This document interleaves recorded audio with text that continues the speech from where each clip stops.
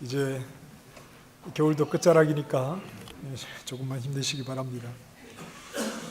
우리가 간간히 이런 소식을 듣습니다. 큰 기업의 책임자가 스스로 목숨을 버렸다 하는 이런 소식들을 듣습니다. 어떤 큰 기업을 경영을 하다가 경영에 어려움을 겪거나 아니면 경영에 손해가 있을 때 그에 대한 어떤 책임이 주는 부담감을 견디지 못해 그만 모든 것을 포기해 버리는 경우들이 있습니다. 경제적인 문제에 대한 고민은 가난한 사람들만 하는 것은 아닙니다. 기업인이 아니더라 하더라도 좀 경제 크기가 좀 부자 물질을 많이 가진 이런 분들은 내가 가지고 있는 것을 어떻게 하면 잃어버리지 않을까 하는 여기에서 가지는 또 부담감 때문에 굉장한 고민을 합니다. 상대적으로 가난한 사람들도 당연히 경제적인 문제로 고민을 합니다. 가난은 참 힘듭니다. 가난하게 산다는 것은 제약이 굉장히 많습니다. 가난한 삶을 살아가는 것은 매우 불안하기도 합니다. 때로는 그 가난을 벗어나기 위해서 몸이 부서져라 일을 하지만 쉽게 벗어나지 못하는 것이 또한 가난이기도 합니다. 때로는 직장을 잃는다든지 아니면 부채를 갚아야 하는 이런 상황에서 굉장한 부담을 가지게 되면 사실 밥맛도 없고 모든 생각, 모든 신경은 그곳에 가 있어서 참 힘들고 어려운 삶을 살 수밖에 없습니다. 이 경제적인 문제에 대한 고민은 사실 모든 사람이 하고 있는 고민입니다. 돈이 많거나 돈이 없거나 부자이거나 가난한 자이거나 이 자리에 있는 우리 가운데 이 문제에 대해서 고민하지 않는 사람이 있을까요? 저요? 저도 고민합니다. 먼저 여기서 한 가지 분명히 말할 수 있는 것은 경제적인 문제에서 벗어날 수 있는 길은 돈을 많이 가지는 것에 답이 있지 않다는 겁니다. 돈이 없는 사람은 돈을 많이 가지면 고민이 없겠지라고 생각을 하지만 그러나 돈이 많은 사람들이 오히려 가난한 사람들보다 더 좀 극단적인 선택을 하는 그런 경향들도 있습니다. 먹고 사는데 아무런 문제가 없는데도 말입니다. 돈을 많이 벌어야겠다, 부자가 되어야겠다, 이런 것을 삶의 목적을 가지고 살아가는 것만큼 우리를 허무하게 만드는 것도 없습니다. 그것은 답이 아닙니다. 그것이 돈을 많이 벌어야 되겠다, 부자가 되어야 하겠다는 것이 우리를 물질로부터 좀 더 자유롭게 해주는 그런 궁극적인 답이 아니라는 말입니다. 성실히 땀을 흘려서 부자가 되는 것이 틀렸다, 이것을 말하는 것이 아닙니다. 우리 모든 그리스도인은 성실해야 하고 그 성실의 결과로 부가 쌓이는 것은 이건 잘못된 것이 전혀 아닙니다. 문제는 부자가 되면 문제가 없을 것이라는 생각으로 물질에 집착하게 되는 그 방향, 이것이 잘못되었다 하는 말입니다. 우리는 모든 물질에 대해서 고민을 합니다. 그런데 이 문제에 대해서 예수님은 어떻게 보면 굉장히 무심한 듯이 한 말씀 툭 던져주시는 것 같습니다. 염려하지 말아라. 물질에 대한 염려는 우리 모두의 염려인데 예수님은 염려하지 말아라. 자, 한국에서는 고3 시집살이가 시어머니 밑에서 하는 시집살이보다 더 힘들다, 이런 말이 있습니다. 고3 수험생을 둔 부모가 그만큼 힘들다는 말입니다. 자, 이제 시험이 가까워 와서 극도로 예민해 있는 이 수험생 자녀에게 낙천적인 아버지가 한마디 하는 겁니다. 걱정하지 마, 다 잘 될 거야. 그 말의 의미는 알지만 그 말은 사실 고3 수험생에게는 아무런 위로가 되지 않습니다. 걱정하지 마, 다 잘 될 거야. 발등에 불이 떨어진 상태에서는 그 말이 위로가 되지 않죠. 우리는 한 사람도 예외 없이 아주 민감하게 물질에 대해서 고민을 하고 있는데, 예수님께서 우리에게 염려하지 마, 이렇게 한 말씀 하시는 것이 어쩌면 우리에게는 큰 위로가 되지 않을 수도 있습니다. 우리의 일상은 어쩌면 굉장히 간절하게 이 물질의 문제를 가지고 고민하고 어려워하고 있는데, 예수님이 염려하지 말아라 이렇게 말씀하시는 한마디 말씀에서 모든 염려와 근심이 다 사라지게 되는 그런, 실제로 우리에게 큰 위로가 되는 그런 위로의 말씀이 아닐 수 있다. 자, 만약 염려하지 말아라고 하시는 이 말씀의 위로가 되지 않는다면 주님께서 우리의 사정을 잘 몰라서 그러시는 것 같아라고 생각하기보다 물질에 대한 주님의 시각을 우리가 가지고 있지 못하기 때문이다, 이렇게 생각을 해야 합니다. 사실 물질에 대한 염려는 오늘에 대한 염려라기보다는 내일에 대한 염려입니다. 오늘은 그나마 괜찮은데 내일은 어떻게 할까, 내일은 어떻게 될까 하는 염려가 사실 물질이 우리에게 주는 염려이고, 아이들이 어렸을 때는 괜찮지만 이제 아이들이 점점 커가면서 어떻게 해야 할까, 아직까지 어떤 경제력이 남아있을 때는 괜찮지만 이제 노후가 되면 어떻게 될까, 물질에 대한 염려는 내일에 대한 염려이기도 합니다. 그런데 이 말은 결국 내가 나의 미래를 어떻게 책임지지? 내가 내 가정의 장래를 어떻게 책임질 수가 있지에 대한 염려이기도 합니다. 물질에 대한 염려가 오늘보다는 내일에 대한 염려라면, 내일을 내가 충분히 나와 내 가정의 장래를 위해서 안전을 보장할 만한 것을 가지지 못했기 때문에 내일은 어떡하지? 내일은 어떻게 내가 책임지지에 대한 이러한 염려이기도 한 것입니다. 예수님이 우리를 향해서 염려하지 말아라 이렇게 말씀하시는 것은 너의 미래에 대해서 너 혼자 고민하려고 하지 말아라. 너의 미래에 대해서, 너의 삶에 대해서 너는 너 혼자 고민하는 자가 아니라 너에게는 또 다른 분이 계시기 때문이다. 그분이 바로 너의 하늘 아버지다. 이렇게 말씀을 하시는 겁니다. 우리에게 하늘 아버지가 계시다. 여러분에게는 하늘 아버지가 계십니까? 우리에게 하늘 아버지가 계시다는 것은 우리가 죄 사함을 받았다, 구원을 얻었다 하는 말입니다. 구원을 얻었다는 것을 우리가 굉장히 좁게 이해를 해서 나는 죽으면 지옥 가지 않고 천국 간다, 이렇게만 우리가 생각을 할 수 있습니다. 그러나 우리가 구원을 얻었다는 것은 예전에 없었던 새로운 관계를 가지게 되었다 하는 말입니다. 우리 기독교 신앙이 가지는 특성은 관계에 있습니다. 세상 사람들이, 예수 믿는 사람들이 뭐 저래 이런 말들은 그 사람들이 하는 말이고, 예수님을 믿는 우리 그리스도인의 우리 신앙의 특성은 착하게 사는 것에 우리 신앙의 목적이 있는 것은 아닙니다. 착하게 살기 위해서 예수님을 믿습니까? 아니죠.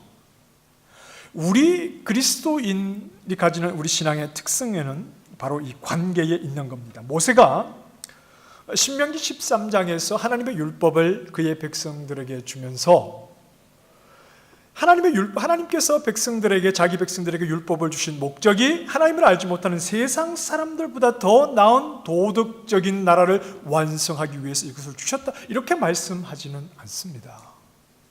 그럼 왜 하나님께서 백성들에게 율법을 주셨느냐? 모세가 그렇게 말하지요.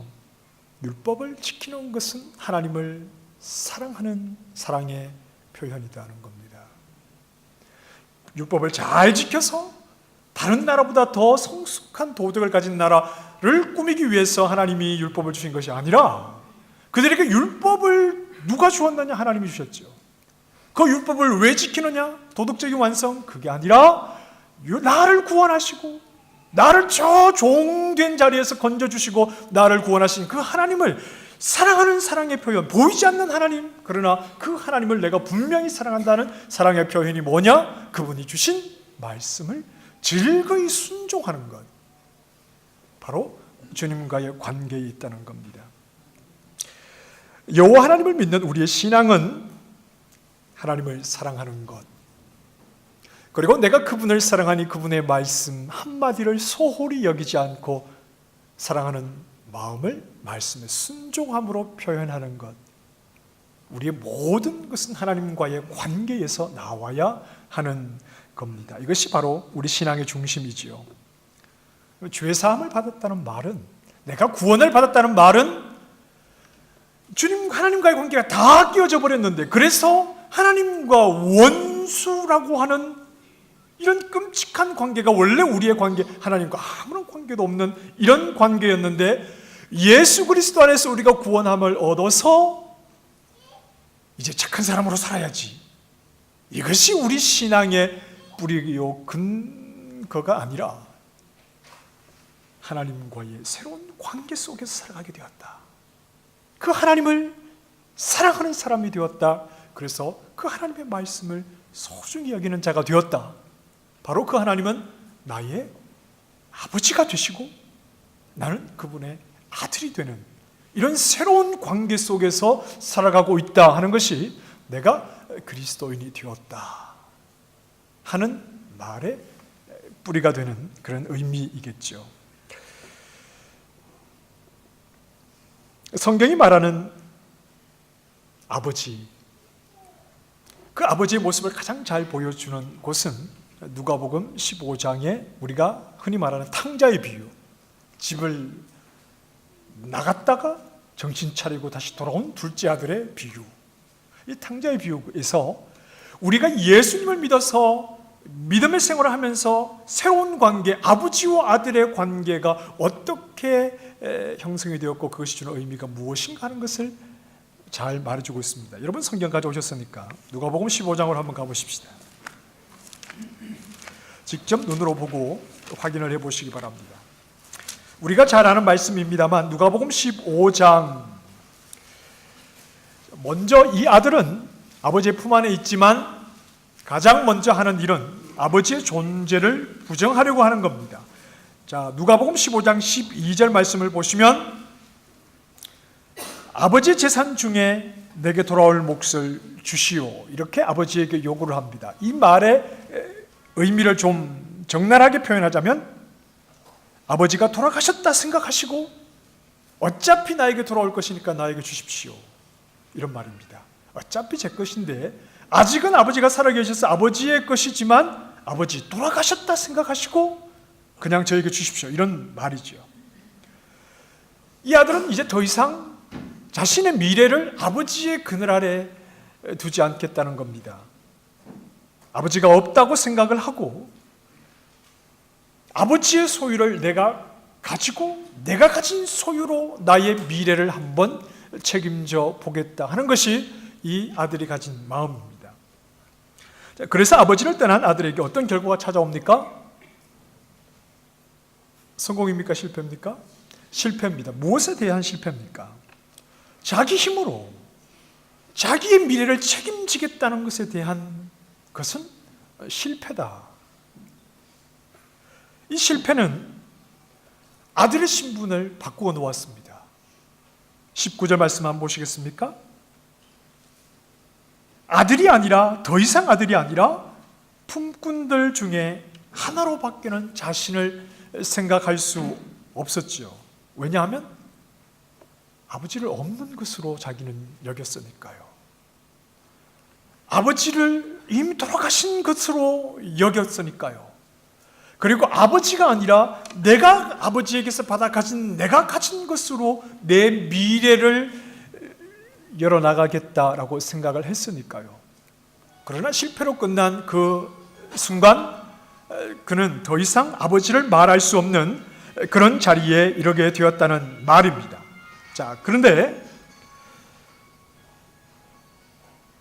22절, 24절 말씀을 보시면 아버지는 그를 품꾼으로 받아들이는 것이 아니라 무엇으로 받아들이십니까?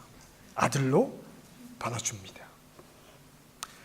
이 비유에서 이 아들은 자신을 이 땅에 태어나게 한 즉 창조한 아버지를 스스로 떠난 아담과 그 아담의 후손들을 가리킵니다. 즉 모든 죄인들을 가리키는 말입니다.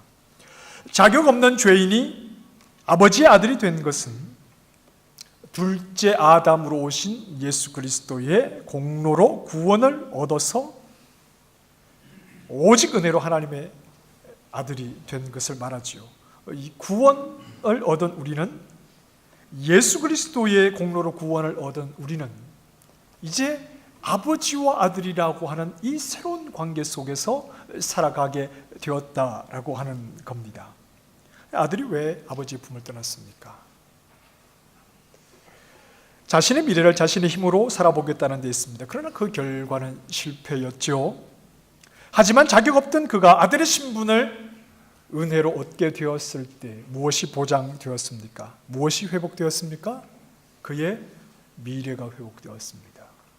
아버지의 품을 떠날 때는 내가 아버지에게 받아가진 내 소유를 가지고 내 미래를 책임져 보겠다 하는 것이 그의 생각이었으나, 그러나 아버지를 떠나는 순간 실패였습니다.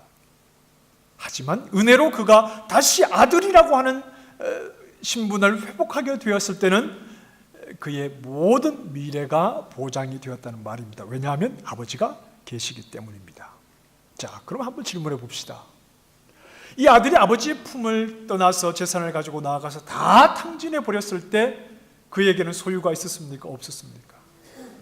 있었습니까? 없었습니까? 소유가 없었죠.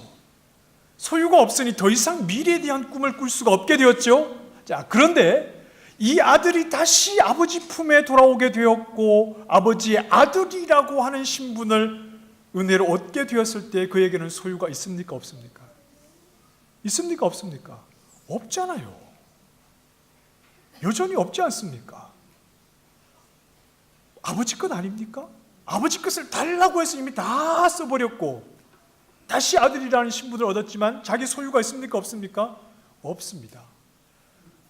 자기의 소유를 다 탕진해 버렸을 때도 더 이상 자기의 미래를 더 이상 생각할 수 없을 때도 소유가 없었지만 다시 아들이라는 신분을 얻게 되었을 때도 소유가 없기는 마찬가지입니다. 그런데 가장 큰 차이점이 있습니다. 뭡니까? 누가 있는 겁니까? 아버지가 있는 겁니다. 이전에는 아버지가 없었습니다. 소유도 없지요. 아버지도 없지요. 아무런 소망이 없었고 소유가 있었다고 해도 아버지가 없는 상태에서는 자기의 미래에 대한 책임을 질 수가 없습니다. 그러나 아버지가 있는 아들이 되었을 때 여전히 소유는 없어도 아버지가 계시기에 그 아버지 안에 자기 모든 미래가 있는 겁니다. 무엇을 말하는 겁니까? 소유의 문제가 우리의 미래에 대한 염려와 물질에 대한 염려를 해결해 주지 않습니다. 그건 원래 처음부터 답이 아니었습니다. 하나님이 사람을 지으실 때부터 그건 답이 아니었습니다. 대신 소유가 아니라 관계의 문제, 우리의 미래에 대한, 우리의 물질에 대한, 우리의 장래에 대한 이 모든 문제 해결은 내가 무엇을 가지고 있느냐, 이 소유로 답을 얻는 것이 아니라 나에게 아버지가 계시느냐, 그 관계의 문제에서 답을 찾아야 하는 것이 하나님이 지으신 모든 사람들에게 주시는 유일한 해답이다.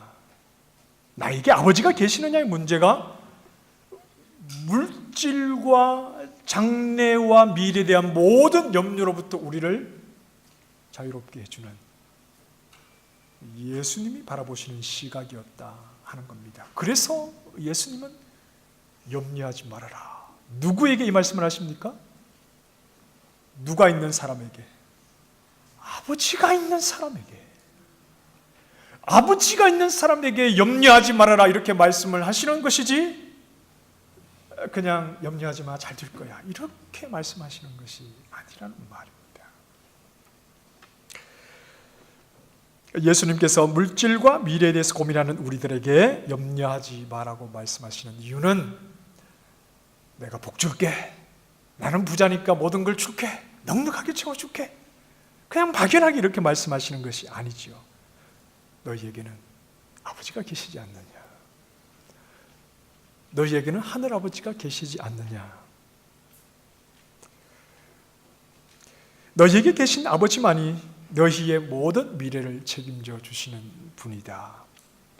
네가 얼마를 가졌느냐, 얼마나 많은 것을 소유하고 있느냐를 기대기 시작하는 순간부터 실패로 나아갈 수밖에 없지만, 너의 소유와 관계없이 너를 책임지시는 아버지, 그 아버지를 지금 고백하고 있느냐.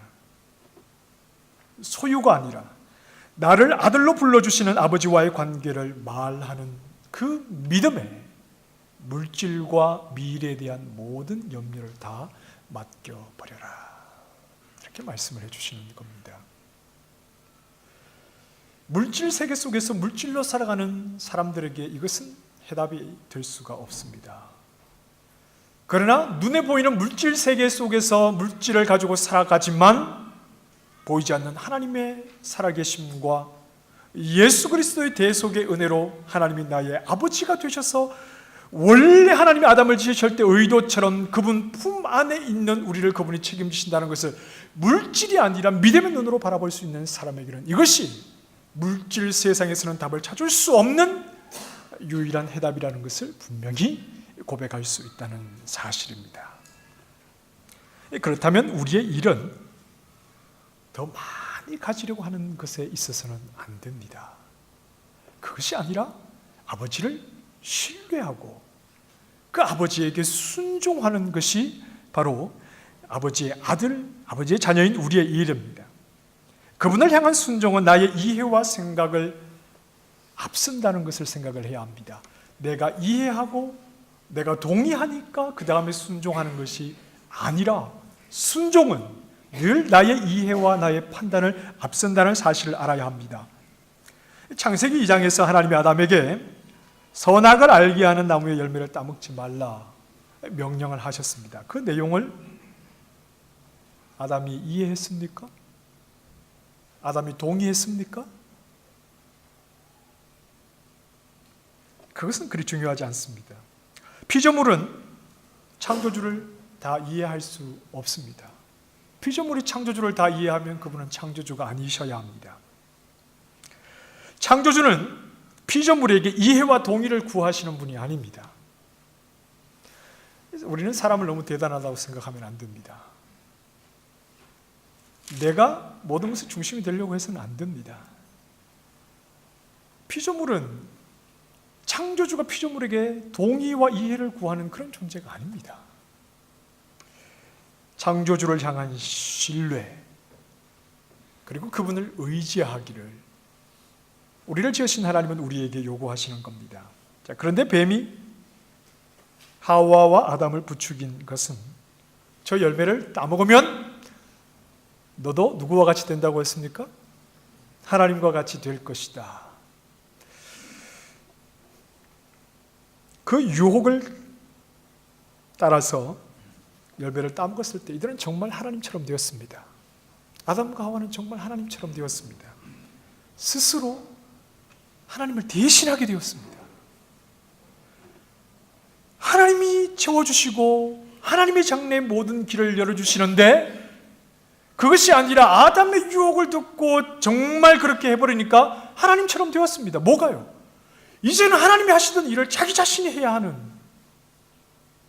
스스로가 스스로를 공급하고 스스로가 스스로를 책임지고 스스로가 스스로를 채워나가야 하는, 스스로가 땅을 갈아 가시덤불과 엉겅퀴를 내는 밭에서 땀 흘리며 자신의 모든 필요를 채우고 자기의 미래를 책임져야 하는 하나님이 하시던 일을 결국은 자신이 하게 되었습니다. 그 결과 어떻게 되었습니까? 사망이죠. 아버지의 품을 떠나서 내가 가진 것으로 나의 미래를 채우려고 했을 때 이미 그것은 아들의 실패를 향해서 나아가는 것과 마찬가지죠. 그게 아담의 모습을 다시 한번 예수님이 설명해 주시는 것 아닙니까? 결국은 내가 가진 것으로 내 힘으로 내 미래와 나를 공급하고 나를 채워나가겠다 하는 것은 하나님이 원래 우리에게 원하신 모습이 아니라 하나님과 깨어진 죄인의 모습이었다라고 하는 겁니다. 결과는 사망입니다. 하나님과의 관계가 깨어지면 아무런 소망이 없습니다. 하나님이 지으신 사람은 처음부터 관계의 문제였지 소유의 문제가 아니라 하는 겁니다. 하나님이 지으신 사람은 처음부터 하나님과의 관계의 문제지 소유의 문제가 아니었습니다. 예수님 안에서 다시 아버지를 얻은 우리는 내 삶에서 나의 현재와 미래를 책임지시고 인도하시는 분이 하나님이신 것을 고백하는 것이 중요합니다. 또다시 더러운 사탄이 가져다주는 유혹에 현혹되어서 아버지 없는 자처럼 또는 아버지를 부인하고 스스로 아버지의 역할을 대신해서 내가 나의 미래를 책임지고 내가 가진 소유만 있으면 내 미래가 보장되겠다라고 하는 이런 생각은 하나님이 의도하신 모습이 아니죠.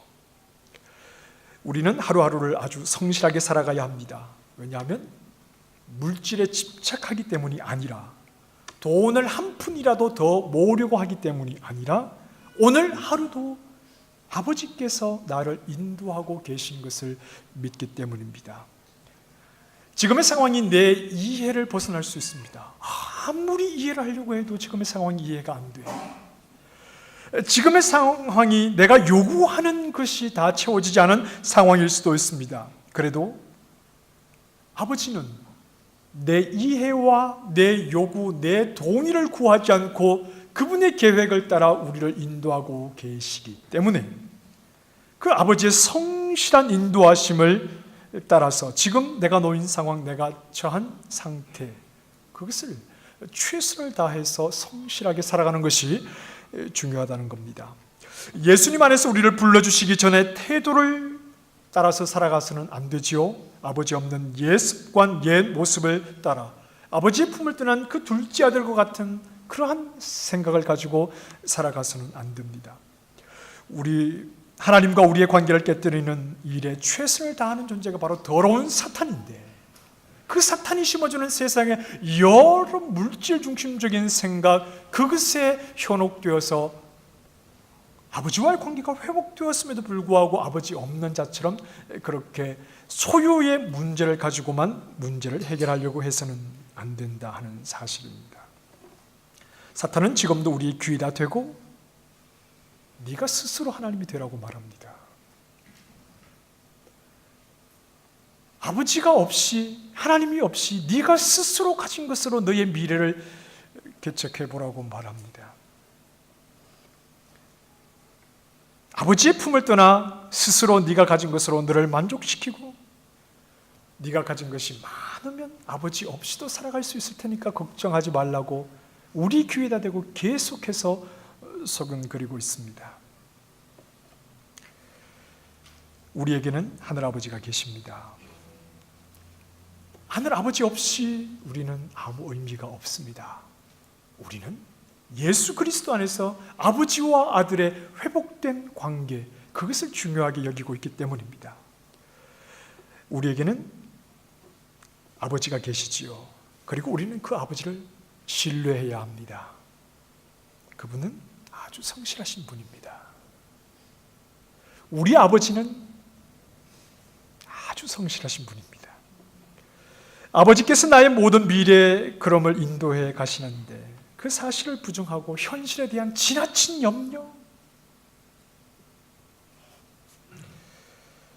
불평, 이것은 아버지를, 성실하신 아버지를 신뢰하는 자의 모습이 아니라는 것을 알아야 합니다. 마태복음 13장 22절에 보면 씨 뿌리는 비유에서 예수님이 이렇게 말씀합니다. 한번 같이 읽어보실까요? 시작. 가시떨기에 뿌려졌다는 것은 말씀입니다. 세상의 염려와 재물의 유혹에 말씀이 막혀 결실하지 못합니다. 세상의 염려. 그리고 누가복음 21장 34절입니다. 시작.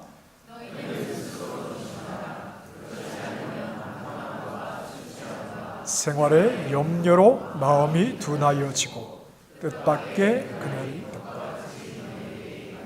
그날은 인자가 다시 오시는 날입니다. 세상의 염려, 생활의 염려, 재물의 유혹, 이러한 것을 내가 가진 소유만을 가지고 지극히 거기에 빠져 있다면 오히려 우리의 마음이 둔하여지게 된다. 아버지가 계시니 소유로 모든 것을 판단하려고 해서는 안 된다. 그리고 불평하지 말아야 합니다. 홍해를 건너며 살아계신 하나님을 경험했던 온 이스라엘 백성이 하나님을 향해 불평하는 데는 딱 사흘이 필요했습니다. 그 사흘 동안에는 물이 없었습니다. 물 없이 사흘길을 걷게 되었을 때 그들은 홍해를 건넜던 하나님의 놀라운 기적은 다 사라지고 하나님을 향해서 모두가 불평을 했습니다. 그들의 불평의 모습을 보면서 참 믿음이 없다 이렇게 생각하시는 분도 계시겠지만 저는 어떻게 보면 그들의 불평이 이해할 만도 하다 그런 생각이 들어요. 얼마나 그 광야에서 물 없이 사흘길을 산다는 것이 얼마나 힘듭니까? 자, 하지만 불평은 아무리 해도 답이 나오지 않습니다. 불평은 하나님께 하는 겁니다. 그래서 불평은 하나님을 신뢰하지 못하겠다는 겁니다.